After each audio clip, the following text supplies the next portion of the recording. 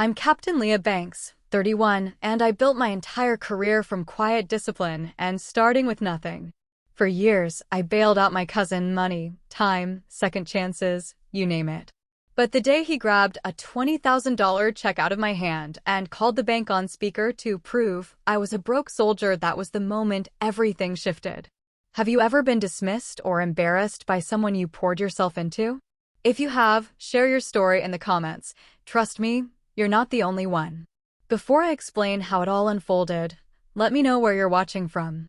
And if you've ever had to draw a hard line after someone crossed one, hit like and subscribe for more real stories about boundaries and taking your power back. What came next surprised everyone in the room. I grew up with my cousin Evan like we were siblings, same age, same summers, same grandparents who treated us like two halves of a set. Our childhood memories blend together, catching fireflies in mason jars behind Grandma's house, splitting popsicles on her front porch, staying up late whispering about what we'd be when we grew up. We were inseparable in the way only kids who don't know any better can be. Even then, the dynamic was established early. Evan expected things. I provided them. When he forgot his homework, I did it. When he lost his allowance money, I covered him. When he broke Grandma's kitchen window playing baseball too close to the house, I took half the blame even though I'd been reading inside. It seemed natural at the time. That's what family did, wasn't it? You looked out for each other. You filled in the gaps. Nobody questioned it. Maybe they should have. As adults, our paths separated sharply. He drifted between jobs and short-lived plans, a retail position that lasted 3 months, a landscaping business that never got off the ground, a series of opportunities that always seemed to evaporate just as he was about to succeed. There was always a reason. Bad timing. Bad partners. Bad luck. I commissioned into the U.S. Air Force as a second lieutenant and spent the next decade building my career. The structure suited me.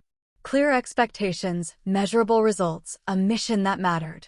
I deployed regularly, earned solid evaluations, and advanced on schedule.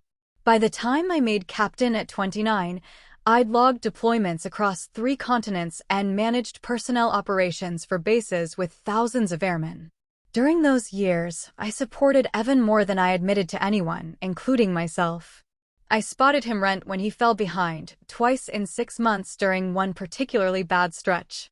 I co-signed a used car when no dealer would approve him a loan, then watched him default on the payments 9 months later, leaving me to cover the balance. I helped him clean up resumed disasters, coached him through job interviews, connected him with contacts who might hire him. Once, I even paid his utility bill so his power wouldn't get cut off before Christmas. He rarely thanked me. Instead, he grew casual about the fact that I'd always figure something out. It became an assumption rather than a favor. When problems arose, he'd text or call, and I'd handle it. The gratitude faded. The expectation grew. As I rose through the ranks to captain, earning evaluations that used words like exceptional and promotes ahead of peers, Evan developed a narrative that suited him better. I wasn't successful. I was just a soldier with a government paycheck. Never mind that I'd earned my commission through 4 years at the academy, that I'd competed for every position I held, that I'd deployed to places he couldn't find on a map. In his version, I'd taken the easy route. The imbalance grew more obvious each year. I gave support, time, patience. Evan took it as his right. Looking back now, I see how I enabled it. Every time I bailed him out, I reinforced the idea that his problems weren't really his to solve. Every time I softened the consequences of his choices, I delayed the reckoning that should have come years earlier. But at the time, I told myself I was helping family. That's what you did. You showed up. You provided. I didn't realize I was building a foundation that couldn't hold. Our extended family noticed the pattern but rarely commented on it. Grandma would occasionally give me a look across the dinner table when Evan mentioned needing a little help with something, but she never said anything directly. Evan's mother, my Aunt Marissa, stayed carefully neutral, praising both of us equally even when the situations weren't equal at all. Uncle Rob once pulled me aside at a reunion and asked if Evan was pulling his weight in our relationship, but when I deflected, he didn't push. Maybe they thought I didn't mind. Maybe they assumed I had it under control. I didn't. I just hadn't admitted it yet. The breaking point was still years away, but the cracks were forming. Each time Evan called asking for money, each time he laughed off a missed payment, each time he treated my career like a punchline, those moments accumulated like pressure building behind a dam. I ignored every warning sign because I didn't want to face what they meant, that the cousin I'd grown up with, the person I'd thought of as a sibling, saw me as a resource rather than a person. By the time I turned 31, I'd been promoted to captain and was preparing for a deployment to the Middle East. Evan was still drifting, still chasing plans that never materialized, still calling me when things fell apart. The difference was that I'd started to feel the weight of it differently. What had once felt like family obligation now felt like something else, something heavier, something harder to justify. I didn't know it then, but the relationship was already breaking. I just hadn't let go yet. The Air Force had taught me a lot about leadership, about managing people and resources and expectations. But it hadn't taught me how to set boundaries with someone I'd known my entire life. It hadn't prepared me for the moment when you realize that love and loyalty aren't the same thing, and that sometimes the kindest thing you can do for someone is stop catching them every time they fall. That realization was coming. I could feel it building like weather on the horizon, inevitable, approaching, something I couldn't stop even if I tried. But I wasn't ready yet. I kept answering his calls. I kept solving his problems. I kept pretending the dynamic was sustainable. It wasn't. And deep down I knew it. But knowing something and acting on it are different things entirely. So I kept going, kept giving, kept hoping that maybe this time would be different. That maybe if I helped him one more time, he'd finally get his feet under him. That maybe the cousin I remembered from childhood was still in there somewhere, just waiting for the right opportunity. I was wrong. But I wouldn't realize that until the moment everything shattered, until the afternoon when good intentions collided with public humiliation, and I finally understood that some relationships can't be saved, no matter how hard you try. A new friend group entered Evan's life about a year before everything fell apart. I didn't meet them right away, but I heard about them constantly: loud, performative men obsessed with appearances, quick cash, online hustle culture. They had a podcast nobody listened to and a group chat they treated like a war room. They talked about grinding, about leveling up, about making money while you sleep. Their influence changed the way Evan treated me almost immediately. He spoke louder. He bragged more. He dismissed the Air Force like it was a placeholder job for people who couldn't make it in the real world. The shift was subtle at first, a comment here, a joke there, but it grew steadily more pronounced. He started using their language, their posturing, their casual contempt for anyone who worked a traditional job. He made remarks that stung more than I admitted at the time. You don't know real-world money, Leah. You've never had to close a deal or pitch a client. You just show up and they pay you. Military people just follow orders. You don't actually think for yourself.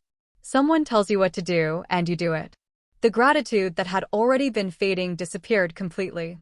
Every time I helped him, covered a bill, made a connection, offered advice, he found a way to turn it into an insult or a joke. When I sent him $300 to cover his car insurance after he'd forgotten to pay it for 2 months, he texted back, "Appreciate it, Captain America. Maybe one day I'll need that kind of safety net too." When I helped him rewrite his resume and he actually landed an interview, he told his friends I'd done some editing because she's got nothing better to do. He exaggerated his own minor successes while belittling my steady career. A freelance gig that paid $400 became closing a major contract. A week where he worked 40 hours became proof he was outworking everyone. Meanwhile, my promotion to captain, my selection for a competitive assignment, my deployment medals, those were just what happens when you stay in long enough. He repeated the same line often, usually when his friends were around. "You're basically a taxpayer-funded soldier. You don't make real money." The first time he said it, I laughed it off. The 10th time, I stopped laughing. By the 20th time, I'd started to feel something shift inside me, not anger exactly, but a growing awareness that the person I was supporting didn't respect me at all. At family gatherings, the dynamic became even more obvious. Evan would arrive late, dominate conversations, talk over me whenever I spoke. If I mentioned work, he'd redirect to his own projects, his own struggles, his own plans. If someone asked about my career, he'd interject with jokes about government work or desk jobs.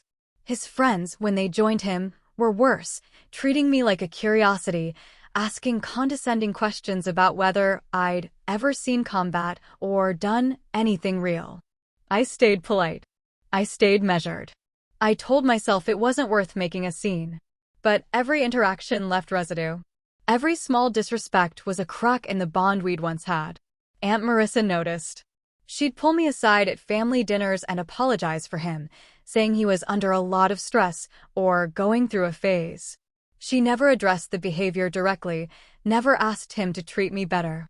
Uncle Rob would shake his head and change the subject whenever Evan got going. Grandma, in her 80s now, would just look sad. Nobody intervened. Maybe they thought I didn't need defending. Maybe they assumed I could handle it. Or maybe they just didn't want the conflict. I didn't want it either. So I absorbed it. I let the comments slide. I continued helping when he asked, even though the requests were becoming more frequent and the gratitude non-existent. Looking back, each small disrespect was a fracture. I ignored everyone, telling myself it didn't matter, that family was complicated, that Evan was going through something and would eventually come around. I minimized my own feelings because acknowledging them felt petty. He was struggling. I was stable. Wasn't it my job to be the bigger person? But being the bigger person, I was learning, often just means making yourself smaller. The pattern intensified over months. Evan would text me at odd hours asking for money, then grow defensive when I suggested he budget better. He'd describe elaborate business plans that never materialized, then blame their failure on everyone but himself. He'd promise to pay me back, then act offended when I brought it up later. His friends validated every excuse, every deflection, every blame shift. In their world, anyone who worked a traditional job was a sucker. Anyone who prioritized stability over entrepreneurship lacked vision. They reinforced his worst instincts and mocked his best opportunities. I watched him turn down stable jobs because they weren't sexy enough. I watched him burn bridges with people who'd tried to help him. I watched him become someone I barely recognized, someone entitled, dismissive, incapable of self-reflection. And I kept trying to help anyway, because the alternative was admitting that the relationship had already died. That the cousin I'd grown up with was gone, replaced by someone who saw me as an ATM with a uniform. The worst part wasn't the insults or the ingratitude. It was the realization that I'd trained him to treat me this way. By always being available, always solving his problems, always softening the consequences of his choices, I'd taught him that my boundaries didn't exist. That my patience was infinite. That he could take and take and take, and I'd never stop giving. I'd made myself the supporting character in his story. And he'd accepted that role without question, without gratitude, without ever considering that I might have limits. Those limits were coming. I could feel them approaching like a train in the distance, something massive and unstoppable that would change everything when it finally arrived. But I wasn't ready yet. I kept answering his calls. I kept giving him chances.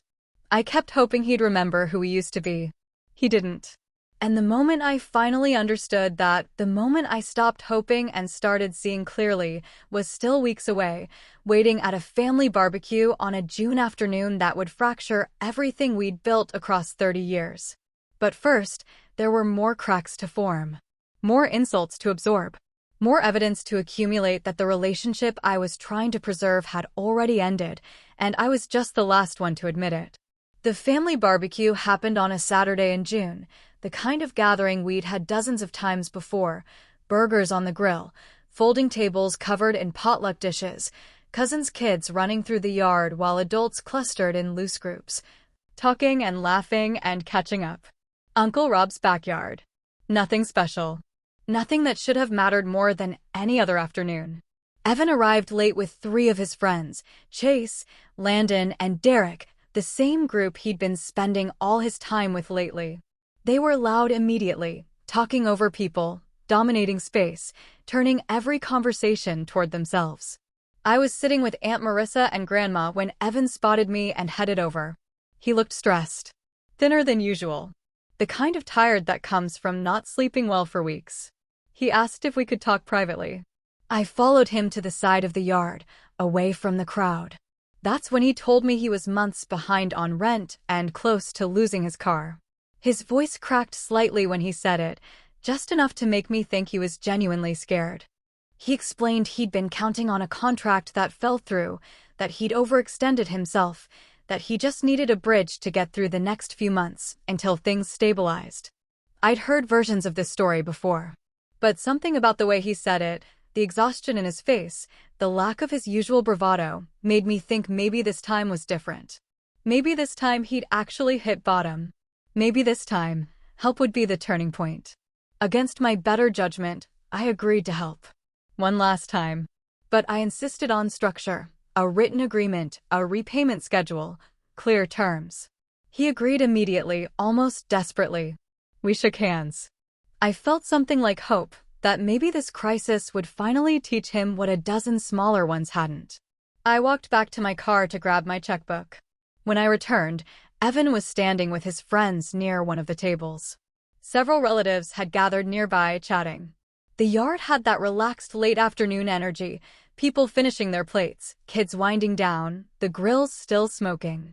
I wrote the check for $20,000. My hand was steady. I'd made the decision. I'd see it through. Before I could hand it to him discreetly, Evan snatched it out of my hand, holding it up like a trophy. This, he shouted. His voice cut across the entire yard. Conversations stopped. People turned. This will bounce before it hits the bank. His friends laughed immediately, loudly, like they'd been waiting for a punchline. Soldier money doesn't stretch that far. Chase called out. Uncle Sam paying you in coupons now? Derek added. The yard went quiet except for their laughter. I felt my face flush, not from embarrassment, but from shock. I'd expected gratitude, or at least basic decency. Instead, I was being humiliated in front of my family. Evan smirked. He was playing to his audience now, feeding off their reaction. Watch this, he said. I'll prove she's broke. He pulled out his phone and called the bank. He put it on speaker. The volume was loud enough for everyone nearby to hear. When the automated system answered, he pressed through the options until he reached a representative. Yeah, hi, he said, his voice dripping with false concern. I want to verify funds on a check from Captain Leah Banks. I think it's fake. The representative asked for the account and routing numbers. Evan read them off the check slowly, deliberately, making sure everyone could hear. There was a pause. People had stopped pretending not to listen. The entire backyard was watching. Then the banker's voice came through, clear and professional. Account holder, Captain Leah Banks, United States Air Force. Another pause. I saw Evan's expression shift slightly, confidence giving way to confusion. Funds verified. A third pause. Longer this time. Authorization source, Department of Defense. Evan's face began to change. The smirk faltered. His friends glanced at each other. Unlimited funds available within policy limits. The yard went completely silent. Evan stared at the phone like it had betrayed him. His mouth opened, then closed. His face collapsed into something between panic and disbelief, the expression of someone who just realized they'd made a catastrophic mistake in front of everyone who mattered. His phone slipped from his hand and hit the patio with a crack. He didn't pick it up. He didn't speak. He didn't move. His friends stopped laughing. Chase looked at the ground. Landon took a step back. Derek muttered something I couldn't hear. Nobody spoke. The silence stretched and thickened, filling the yard with a weight that made the air feel heavy. I stood there, check still in hand, watching my cousin realize what he'd done. Watching him understand that he'd humiliated himself far more than he'd ever humiliated me. Watching the facade he'd built crumble in real time, in public, in a way he'd never be able to take back. Aunt Marissa covered her mouth. Uncle Rob closed his eyes and shook his head. Grandma looked like she might cry. Evan finally bent down to pick up his phone, moving like someone in shock. His hands were shaking. He wouldn't look at me. He wouldn't look at anyone. I folded the check carefully and put it back in my pocket. My voice came out calmer than I felt. I think we're done here, Evan. He didn't respond. He just turned and walked toward the house, moving mechanically, his friends trailing awkwardly behind him. Within minutes, they were gone, car doors slamming, engine starting, gravel crunching under tires as they left. The yard stayed quiet for another minute. Then slowly, people began moving again, talking in low voices, trying to process what had just happened. Several relatives approached me, apologizing for him, trying to smooth things over as if words could erase what I'd just experienced. I nodded politely, accepted their concern, but I barely heard them. My mind was elsewhere. I stepped inside the house, away from the noise and the attention and the too late apologies. I needed space. I needed to think. I pulled out my phone and called Major Tessa Klein, my closest friend in the service. She answered on the second ring. "Leah, what's wrong?" I told her the story plainly, keeping my voice level, sticking to facts. She listened the way only another officer can, quietly, thoughtfully, without interrupting. When I finished, there was a long pause. Then she said, "Leah, you've carried him for years. He repaid you by humiliating you." It wasn't emotional. It was factual. And that factual tone forced me to see everything clearly for the first time. "You know what this is, right?" she continued. "This is who he actually is. Not who you want him to be. Who he's shown you he is."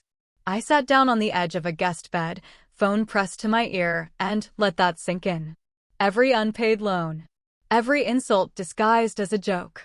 Every assumption that I'd fix his mistakes. Every time I'd told myself he'd grow out of it, that he'd eventually appreciate what I'd done, that family meant something more than convenience. I'd been wrong about all of it. I realized I'd treated him like a responsibility, not a cousin. And he'd treated me like a safety net, not a person. Something formed inside me in that moment, not anger, not bitterness, but clarity. The kind of clarity that comes when you stop making excuses and start seeing the truth. "What are you going to do?" Tessa asked. I looked at the closed door, hearing muffled voices from the yard outside. "I'm done, Tessa. I'm actually done." "Good," she said simply. "It's about time." We talked for a few more minutes, but I barely remember what else was said. My mind had already moved forward, already started drawing the line I should have drawn years ago. When I went back outside, people were packing up, the gathering winding down earlier than usual. Nobody mentioned what had happened directly, but it hung over everything, the elephant nobody wanted to name. I helped clean up in silence, then said my goodbyes and left.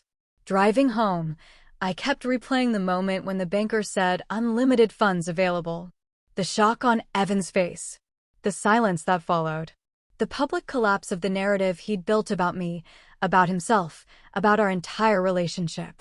He'd tried to humiliate me. Instead, he'd exposed himself. And for the first time in years, I felt something I hadn't expected: relief. Not satisfaction. Not vindication. Just relief that the pretending was over. That I didn't have to keep carrying someone who'd never once asked if the weight was too heavy. That the relationship I'd been trying to preserve had finally broken in a way that couldn't be repaired. A line had formed inside me, clear, firm, permanent. This ends now. The next day, Evan tried to laugh it off. He called around noon. I was at my kitchen table reviewing deployment schedules when his name appeared on my screen. I let it ring twice before answering. "Leah, hey." His voice was too casual, too light. "Listen, about yesterday, the loan is off," I said. "We're done." Silence. Then, "Come on. You know I was kidding." It wasn't kidding, Evan. "You tried to humiliate me in front of our family because you assumed I couldn't back up what I'd offered. That's not a joke. That's who you are. That's not fair." His tone shifted immediately, defensiveness replacing the forced lightness. "You're making this into something it's not. You called the bank on speaker to prove I was lying. In front of everyone. You wanted me to be broke. You wanted me to be embarrassed. I didn't think. That's the problem. You never think. You never consider consequences. You never ask yourself what happens next." He was quiet for a moment. When he spoke again, his voice had hardened. "So that's it? You're just going to abandon me? When I actually need help? I've been helping you for 10 years. I'm done. This is different. I'm actually in trouble this time. You're always in trouble, Evan. The difference is I'm not fixing it anymore. He reacted instantly, his voice rising. You're overreacting. You're embarrassed because people found out you have money, and now you're punishing me for it. I'm not punishing you. I'm just not helping you. There's a difference. This is because of your ego. Because I hurt your pride. No. This is because you've spent years treating me like an ATM, and yesterday, you made it clear exactly how you see me.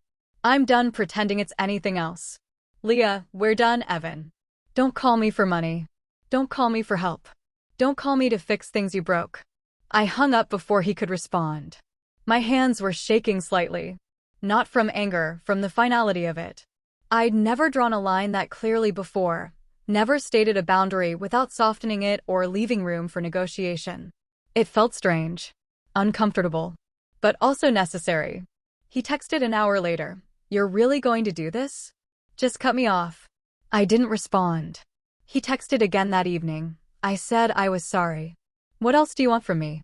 I didn't respond. Over the next few days, he tried different approaches. Guilt. I can't believe you'd turn your back on family. Blame. You're the one making this a bigger deal than it is. Minimization. Everyone's already forgotten about it. Why can't you? I didn't respond to any of it. Then he tried using other relatives as intermediaries. Aunt Marissa called, her voice strained. Leah, honey, I know Evan was out of line, but he's really struggling. Maybe you could. No, I said gently but firmly. I can't. And I won't. He's scared. He doesn't know what to do. That's not my problem to solve anymore. She was quiet for a long moment. He said you won't even talk to him. There's nothing to say. He knows what he did. He knows why I'm done. If he's confused about that, it's because he's choosing to be. Leah, Aunt Marissa, I love you. But I'm not changing my mind. Evan needs to figure this out himself. She sighed. I understand. I just wish. I wish things were different. Me too, I said. And I meant it. Uncle Rob called next. Unlike his wife, he was direct. What happened at the barbecue? I told him, briefly and factually. He was quiet for a long time. Then, he's always been that way. Taking without asking. Expecting without earning. I know. You should have cut him off years ago. I know that too. Good. Don't let him guilt you into changing your mind. I won't. And Leah? For what it's worth, I'm proud of you. That almost broke me. I thanked him and ended the call before my voice could crack. Evan didn't try to contact me directly again for a week. Then, late one night, my phone buzzed with a long message. I don't understand why you're doing this. I made one mistake and you're throwing away our entire relationship. Do you know what that feels like? To realize someone you thought cared about you can just walk away? I guess I never really knew you at all. I read it twice. Then I deleted it without responding. Without the $20,000, the dominoes started falling quickly. I heard about it in pieces from family, from mutual acquaintances, from the gaps in what Evan wasn't posting on social media anymore. He lost the apartment first. Couldn't make the back rent plus the current month. His landlord started eviction proceedings within 2 weeks. Then the car. The payments I'd co-signed years ago had already damaged my credit when he defaulted. Now his current vehicle, the one he'd been desperately trying to keep, got repossessed from a grocery store parking lot. He moved in with one of his friends from the group, Chase, I think, but that lasted less than a month before he wore out his welcome. He took a job at a warehouse. Then quit after 3 weeks because it wasn't a good fit. Took another job doing temp work. Lost it for showing up late repeatedly. The trajectory was exactly what you'd expect when someone who's been insulated from consequences for years suddenly has to face them all at once. His social media presence changed. The confident posts about grinding and building an empire disappeared. He stopped posting altogether for a while. When he started again, it was quieter, job listings he was considering, vague references to tough times, occasional attempts at motivational content that rang hollow. His friend group drifted away. The same people who'd laughed along with him at the barbecue apparently weren't interested in being around someone whose life was actively falling apart. For the first time in his adult life, Evan was alone with the consequences of his choices. And I wasn't there to catch him. That was the hardest part, not the decision to step back, but staying stepped back. There were moments when I wanted to intervene. When I heard he was sleeping on someone's couch and eating one meal a day. When I learned he'd applied for assistance and been denied because of paperwork issues. When Aunt Marissa mentioned he'd lost weight and looked tired all the time. My instinct was still to help. That instinct had been trained into me over 30 years of being the responsible one, the one who fixed things, the one who showed up. But I didn't. Because I knew what helping would mean, resetting the clock, teaching him that consequences were temporary as long as I existed, proving that boundaries were negotiable if he just waited long enough. So I sat with the discomfort. I let him struggle. I trusted that he was capable of surviving without me, even if he'd never had to prove it before. Major Tessa Klein called me one evening to check in. "How are you holding up?" "I'm okay," I said. "It's harder than I thought it would be. Watching someone struggle always is. Even when they deserve it." "Does he deserve it? Does he deserve consequences for his choices?" "Yes." "Is it your job to protect him from those consequences?" "No. Those are two different questions, Leah." She was right. But that didn't make it easier. My own life, meanwhile, studied in ways I hadn't anticipated. I'd been accepted to Air Command and Staff College, a competitive program that would position me well for promotion to major. I threw myself into preparation, readings, case studies, networking with officers who'd been through the program. I picked up hobbies I'd abandoned during the years when Evan's crises dominated my free time. I started running again, logging miles early in the morning before work.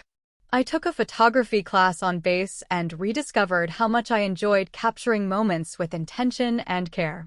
I spent more time with friends, real friendships, reciprocal ones, where both people gave and both people received. I'd let those relationships atrophy while I focused on Evan, and rebuilding them reminded me what healthy connections felt like. Watching his decline wasn't gratifying. It was simply the natural result of removing myself from his chaos. And for the first time in years, my emotional bandwidth returned to me. Space opened up in my mind. Energy I'd been spending on managing his problems became available for my own life, my own goals, my own well-being. I didn't realize how heavy he'd been until I put him down. One night, about 3 months after the barbecue, I was reviewing files in my home office when I came across an old photo, Evan and me at maybe 8 years old, covered in mud, grinning at the camera. We'd been playing in the creek behind Grandma's house, building a dam that immediately collapsed. I stared at that photo for a long time. That kid in the picture, that version of Evan felt like someone I'd known in another life. Someone who'd been replaced gradually, so slowly I hadn't noticed until the transformation was complete. I grieved that kid, the cousin who'd been my best friend, the person I'd thought would grow up to be someone I could trust and rely on. But I didn't grieve the man he'd become. That man had made his choices. And I'd made mine. I put the photo back in the drawer and returned to work. The boundary I'd drawn wasn't about punishment or revenge. It was about recognizing reality and responding accordingly. Evan had shown me repeatedly who he was. I'd finally stopped arguing with the evidence. And that acceptance, painful as it was, felt like the first honest thing I'd done in our relationship in years. Months later, Evan reached out again. It was late April, nearly a year after the barbecue. I was on my lunch break, sitting in my car outside the base commissary, when my phone buzzed with a text. "Leah, can we talk? Not about money. I just want to talk." I stared at the message for a long time. My first instinct was to delete it. My second was to respond with something cutting. My third was to simply ignore it. Instead, I wrote back, "About what?" "About everything. I know I messed up. I know I probably don't deserve another chance to even explain. But I'd like to try. If you're willing. No dramatics. No manipulation. Just a straightforward request." I thought about it for 2 days. I talked to Tessa. I talked to my therapist, a captain I'd started seeing after the barbecue, realizing I needed help processing years of accumulated resentment.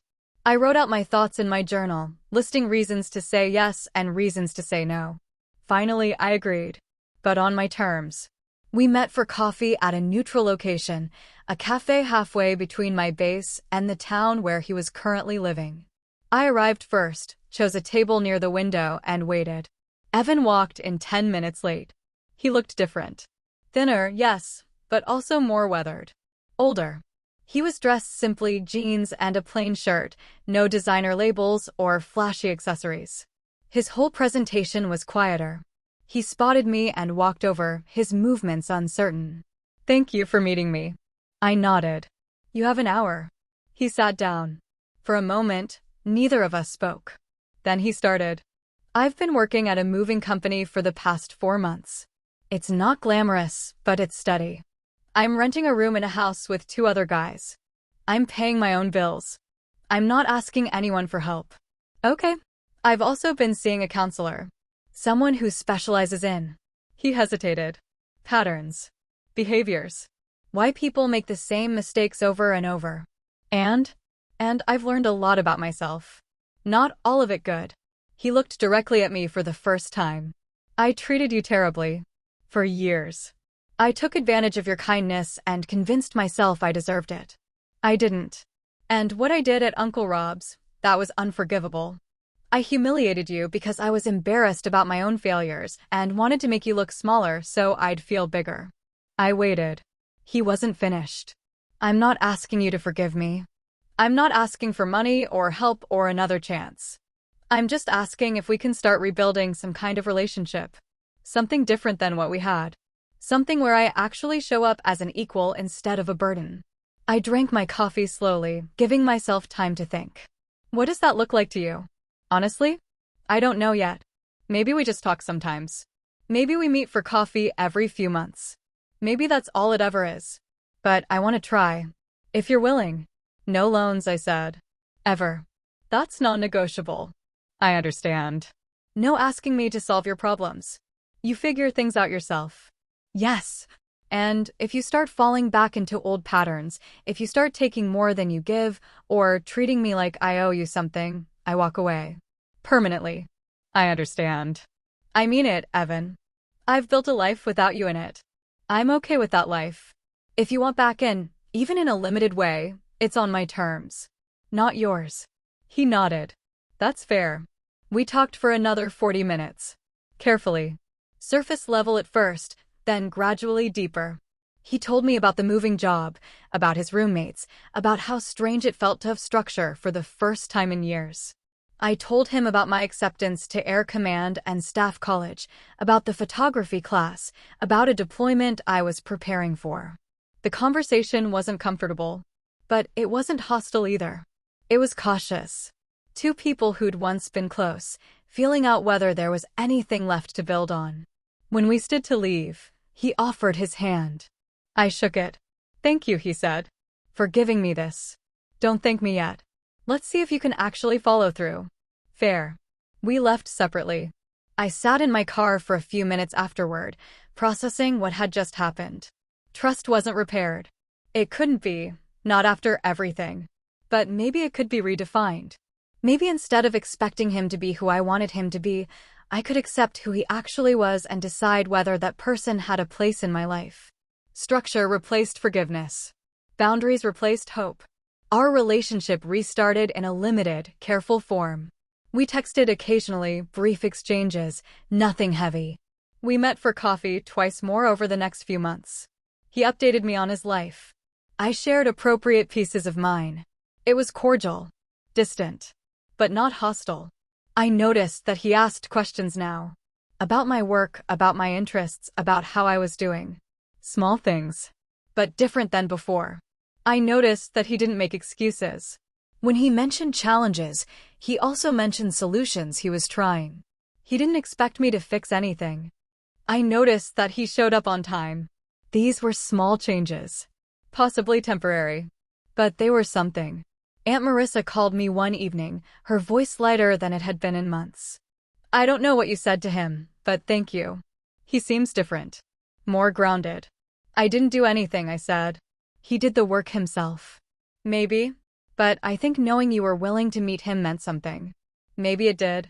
Or maybe he'd just finally hit bottom hard enough to realize he couldn't keep living the way he had been. Either way, it wasn't my job to save him. It never had been. Tessa asked me once whether I thought Evan would stick with the changes. I don't know, I told her. But it's not my responsibility to make sure he does. That's on him now. And if he doesn't, then I walk away. Permanently. Like I told him. Can you do that? I thought about it. Yes, I can. And I meant it. The boundary I'd drawn wasn't conditional on whether he changed. It was about protecting myself regardless of what he did. If he became someone I could have a limited relationship with, fine. If he didn't, also fine. My peace didn't depend on him anymore. Life moved forward. By fall, I'd completed the Air Command and Staff College Correspondence course and earned an evaluation that used phrases like exceptionally qualified and select early for major. My commander pulled me aside after the evaluation briefing to tell me I was on track for early promotion, a significant career milestone.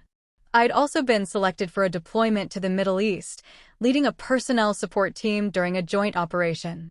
The assignment was challenging, high visibility, exactly the kind of opportunity that positioned officers for senior leadership roles. Weekends grew quieter. I had the mental space I didn't realize I'd been missing during the years when Evan's crises dominated every spare thought. I read more. I traveled when I could, short trips, nothing extravagant, but intentional. I saw places I'd been meaning to visit for years. I dated someone briefly, a civilian contractor I met at a base social event. It didn't work out, but the experience reminded me I had space in my life for new people, new possibilities. That hadn't been true before.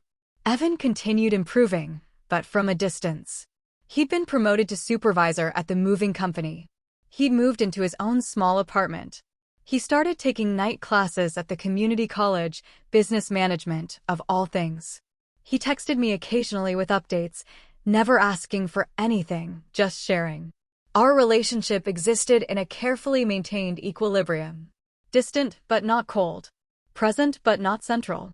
I noticed something in myself during this period. I wasn't angry anymore. That surprised me. I'd expected to carry resentment for years, to feel the sting of those old betrayals whenever I thought about him. But I didn't.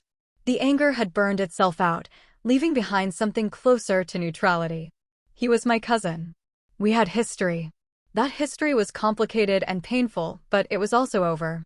We were building something new now, something smaller and more honest. Or we weren't.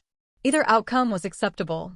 One afternoon, I was driving back to base after a training rotation when the question hit me suddenly: what does healing look like when the harm came from someone you once loved like a sibling? I didn't have an immediate answer. I turned the question over in my mind while traffic crawled forward, while the radio played something forgettable, while the sun slanted through my windshield. Maybe healing wasn't about resolution. Maybe it wasn't about closure or reconciliation or finding the perfect ending. Maybe healing was just learning to carry the weight differently. Learning that you could love someone's memory without accepting their presence. Learning that protecting yourself wasn't the same as being cruel. Maybe healing was recognizing that some relationships don't get fixed, they get redefined or released. I thought about the girl I'd been at 8, playing in the creek with her cousin, building dams that immediately collapsed. I thought about the woman I'd become, Captain Leah Banks, United States Air Force, preparing for deployment, building a life on her own terms. Somewhere between those two versions, I'd learned that being strong didn't mean carrying everyone. That boundaries weren't selfish. That saying no could be the kindest thing you ever did for yourself and for the other person. The question stayed with me, though. What does healing look like? Maybe I'd know the answer eventually. Or maybe the question itself was the point, the ongoing process of figuring out how to live honestly, how to protect what mattered, how to move forward when the past refused to resolve itself neatly. I pulled into the base parking lot as the sun dipped toward the horizon. I grabbed my bag from the passenger seat and headed inside, still thinking. There was work to do. A deployment to prepare for. A career to build. A life to live. And for the first time in years, that life felt entirely mine. Relief didn't arrive loudly. It came as steadiness. Small things I noticed gradually, almost without realizing. I slept deeper. My shoulders didn't carry the same tension. Mornings felt lighter, not euphoric, just unencumbered. I enjoyed slow mornings again. Coffee on the patio before dawn, watching the sky shift from black to gray to pale blue. No phone buzzing with urgent requests. No mental calculations about how much I could afford to give this month, how much time I had to solve someone else's crisis. Just quiet. Just me. I rediscovered hobbies I'd abandoned during the years when Evan's chaos had consumed my attention. Aerial yoga classes on Tuesday evenings, the kind of physical challenge that required total focus, where my mind couldn't drift to anyone's problems but my own. Photography on weekends, hiking trails I'd meant to explore for years, capturing light through trees and reflections on water. I joined a book club with other officers, monthly meetings where we discussed everything from military history to contemporary fiction. I'd forgotten how much I enjoyed literary discussions, how satisfying it was to engage with ideas that had nothing to do with crisis management. My work felt lighter. Not because my responsibilities changed, I was still managing complex operations, still leading teams, still navigating the demands of military life.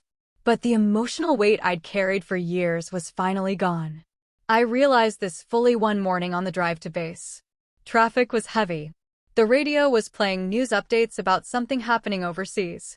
My coffee was cooling in the cup holder. Ordinary morning, ordinary drive, nothing special. And then the realization hit. I didn't miss rescuing him. I didn't miss being needed in that consuming, exhausting way. I didn't miss the late-night calls, the last-minute emergencies, the constant low-level anxiety about what would fall apart next. I didn't miss playing the strong one simply because he refused to grow up. I'd thought I would. I'd expected guilt, regret, some nagging sense that I'd abandoned someone who needed me. But none of that came. Instead, there was just clarity. The relationship we'd had wasn't sustainable. It wasn't healthy. It wasn't real, in any meaningful sense. It was just a pattern we'd both agreed to perpetuate until one of us stopped. I stopped. And the world didn't end. His life went on. My life went on. Separately. Independently. The way they should have been all along. The absence of chaos became the reward. I started noticing what I'd been missing during those years. Friendships I'd let atrophy because I was always managing Evan's latest disaster. Opportunities I'd passed on because I couldn't commit the mental energy. Peace I'd forgotten was possible. I remembered what it felt like to come home and just exist, to cook dinner without checking my phone every 5 minutes, to watch a movie without anxiety whispering in the back of my mind, to make plans for the future without factoring in someone else's inevitable collapse. The boundary became the turning point. Not the confrontation at the barbecue. Not the phone call where I told him we were done. But the decision, repeated daily, to maintain the line I'd drawn. To not soften it when he struggled. To not negotiate it when relatives asked me to reconsider. To not weaken it when my own instinct to help tried to reassert itself. Every time I chose not to step in, the boundary grew stronger. Every time I chose my own peace over his comfort, the new pattern solidified. And gradually, imperceptibly, something shifted. I wasn't living in reaction to him anymore. I wasn't organizing my life around his needs or his failures or his potential. I was just living. For myself. On my own terms. That became the peace. That became the payoff. Not vindication or revenge or watching him suffer. Just the quiet, profound relief of reclaiming my own life. Major Tessa Klein noticed during one of our regular calls. "You sound different," she said. "Different how?" "Lighter. Like you're not carrying something heavy anymore." "I'm not," I said. And I realized it was true. The weight I'd carried for years, the responsibility, the guilt, the constant low-level stress of managing someone else's life, was gone. I'd put it down. I'd walked away from it. And I hadn't picked it back up. That weight had felt so normal for so long that I'd forgotten I was carrying it. Only now, in its absence, could I see how much space it had occupied. How much energy it had consumed. How much of my life I'd been living for someone else. I spent a weekend hiking alone in the mountains, carrying everything I needed in a pack, sleeping in a tent under stars so bright they looked artificial. No service. No distractions. Just me and the trail and the silence. On the second night, sitting by a small campfire, I thought about the story I'd been telling myself for years, that family meant obligation, that love meant sacrifice, that being strong meant never setting limits. Those stories weren't true. They'd never been true. But I'd believe them anyway because they gave me a role, a purpose, a reason to keep going even when the relationship had stopped making sense. The fire crackled. An owl called somewhere in the distance. The air was cold and clean.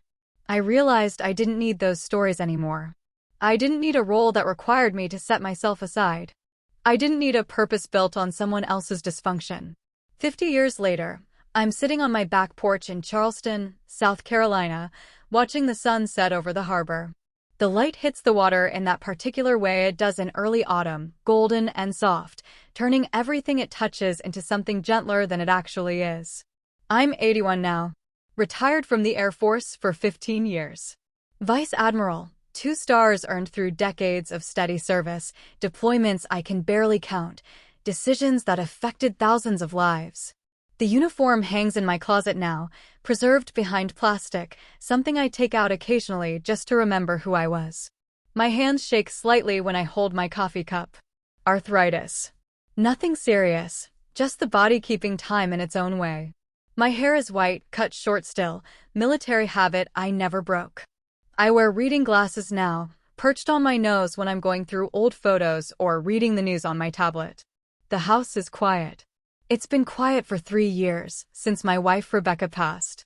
We had 22 years together, married late, both of us, too focused on careers to settle down young. She was a federal judge, sharp as they come, funny in ways that surprised people who only knew her from the bench. The house still smells like her sometimes. Lavender and old books. I'm thinking about Evan because I received a letter this morning. Actual letter, handwritten, the paper slightly shaky in places where his hand must have trembled. He's 81 too. We were born 6 weeks apart, grew up like twins. The letter is short. Leah, I hope this finds you well. I saw your retirement ceremony on YouTube, someone posted it. You looked proud. You should be. I wanted you to know that I'm sick. Stage 4 pancreatic cancer. They're saying months, not years. I'm not writing to ask for anything. I just wanted to say that 50 years ago, you drew a line that saved my life. I know I didn't act like it at the time, but it's true. I've thought about writing this letter 1,000 times and never had the courage. Now I'm running out of time to be a coward. Thank you for letting me go. Thank you for teaching me what accountability looks like. I'm sorry it took me so long to learn it. I hope you've had a beautiful life. Evan, I've read it 5 times now. Each time, I feel something different. Sadness. Relief. A strange kind of validation. Grief for the cousin we could have been if we'd both known better when we were young. I haven't seen Evan in person in 47 years. After that coffee meeting when we were 31, we maintained a careful distance. We texted occasionally for a few years. Birthday messages. Brief holiday greetings. Updates so general they barely qualified as communication. Then even that faded. No dramatic ending. Just 2 lives moving in different directions until the distance became permanent. I heard about him through family over the decades. Small updates, filtered through Aunt Marissa before she passed, then through cousins I rarely saw. He got married in his late 30s. A woman named Claire, a teacher. They had 2 kids. He worked at the moving company for 15 years, eventually becoming operations manager. Not glamorous, but steady. He got his associate's degree, then his bachelor's, taking classes at night for years. He coached Little League. He volunteered at a food bank. The reports were always the same. He was doing fine. Nothing spectacular. Just fine. And that, I learned, was enough. That was everything, actually learning to be fine, learning to be steady, learning to build a life that didn't require drama or rescue or someone else's constant intervention. He learned what I'd tried to teach him through absence, that consequences were real, that accountability mattered, that you couldn't outrun your choices forever. I'd like to think that the boundary I drew 50 years ago was the catalyst. That the moment at Uncle Rob's barbecue, the public humiliation, the severed support, the forced reckoning, changed his trajectory. But I'm honest enough now to know I'll never be certain. People change for complicated reasons. Maybe it was me. Maybe it was Claire. Maybe it was fatherhood. Maybe it was just time and maturity and hitting enough walls that he finally stopped running toward them. What I know is this. The boundary I drew saved me. Completely. Unquestionably. And if it also helped him, then maybe the cruelty of that moment contained more kindness than either of us understood at the time. I look at the letter again. His handwriting is shaky but clear. I can picture him writing it, probably at a kitchen table, probably after working up the courage for weeks or months. Stage 4 pancreatic cancer. Months, not years. I feel sadness, but it's distant. The kind of sadness you feel for someone you used to know, someone who mattered once, but whose life diverged from yours so long ago that the connection feels historical rather than current. I wonder if I should visit him. Make the trip to wherever he's living now, Pennsylvania, I think, last I heard. Sit beside a hospital bed or in a hospice room and have one final conversation. But I don't think I will. Not out of spite or resentment. Those feelings burned out decades ago. But because I don't think either of us needs it. The story ended 50 years ago. This letter is an epilogue, not a reopening. He said what he needed to say. I read it. I understand it. I accept it. That's enough. I think about writing back. I draft the response in my mind. Evan, thank you for your letter. I'm glad you found your way. I'm sorry you're sick. I hope your last months are peaceful. You deserve the life you built. Leah, but I'm not sure I'll send it. Maybe the kindest thing is to let his letter stand alone. To let him have the last word without feeling obligated to respond. To offer him the gift of closure without asking him to wait for reciprocation he might not live to receive. I'm old enough now to understand that not everything requires a response. That sometimes the most loving thing you can do is simply witness someone's truth without needing to add your own. The sun is almost down now. The harbor is turning from gold to orange to deep purple. A sailboat moves across the water, white sails catching the last light. Someone's living their life out there, moving forward, going somewhere. I think about the life I've built in the 50 years since that barbecue. The career that took me to 40 countries, that gave me responsibility for thousands of personnel, that earned me recognition I'd never imagined as a young second lieutenant. The promotions that came steadily, major, lieutenant colonel, finally rear admiral at 47, then vice admiral at 52. The retirement ceremony where officers I'd mentored spoke about my leadership, my integrity, my impact. The marriage to Rebecca, unexpected and perfect. Meeting her at 59, thinking I was too old for romance, discovering I was wrong. The years of companionship, of intellectual partnership, of building a life together that felt complete despite starting so late. The grief when she died, sharp and deep, but not bitter. Grateful grief, if that's possible. Grief that honors what you had rather than resenting what you lost. The friendships that sustained me. Tessa Klein, who made Rear Admiral herself and stayed close until she passed 5 years ago. Other officers, other friends, people who knew me at my best and worst and chose to stay anyway. The hobbies that filled my time. Photography that turned into a genuine skill, with prints hanging in galleries and a published book of military portraits. Aerial yoga until my body couldn't do it anymore, then regular yoga, then just walking. The reading that never stopped, the traveling that slowed but never quit. The peace I found in ordinary moments. Coffee on the porch. Sunsets over water. Quiet evenings with nothing requiring my attention. The profound satisfaction of a life lived on my own terms. None of that would have been possible if I'd kept carrying Evan. If I'd given him that $20,000, I'd have given him 20,000 more. And more after that. The pattern would have continued until one of us died. I'd have spent 50 years managing his crises, funding his failures, absorbing his resentment. I'd have missed everything that mattered. The boundary I drew wasn't just about him. It was about claiming my own life. About deciding that my time, my energy, my resources belonged to me first. About learning that protecting yourself isn't selfish, it's necessary. That lesson shaped everything that came after. It taught me how to lead with clarity rather than accommodation. It taught me how to love without losing myself. It taught me that the people who truly care about you won't require you to sacrifice your own well-being to prove your loyalty. Rebecca understood that immediately.